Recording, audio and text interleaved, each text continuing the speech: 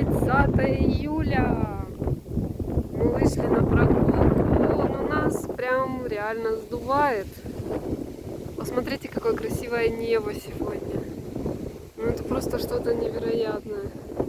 Столько много облаков. Вон рассыпано по горизонту. Рексик, борешься с ветром? Ну как, получается? У нас штормовое предупреждение, ветер сильнейший. Ой, ой, ой. Капюшон мой сорвало. Без капюшона вообще уши прям продувает, нереально. В общем, погода меняется капитально. Судя по всему, судя по ветру нынешнему, будет что-то меняться. Рексик вон довольный. Ой, скажи, ветерочек. Это же моя любимая стихия. Не жара. Ну как бы так, 30 июля. Лето потихонечку идет к завершению. Не хочется, конечно, этого. Да, Рексик? Пошли обратно.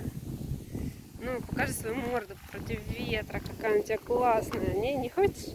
Пошли обратно. Рекс. Небо классное. Ну и чё, чем пахнет? Осенью? Пошли. Да, пошли обратно. Пошли.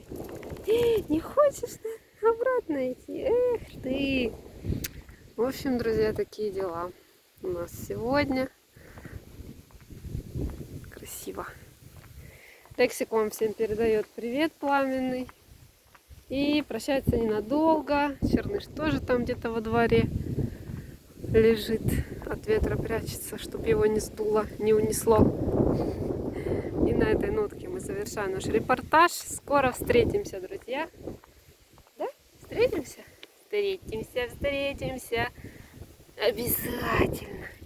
Друзья, всем пока.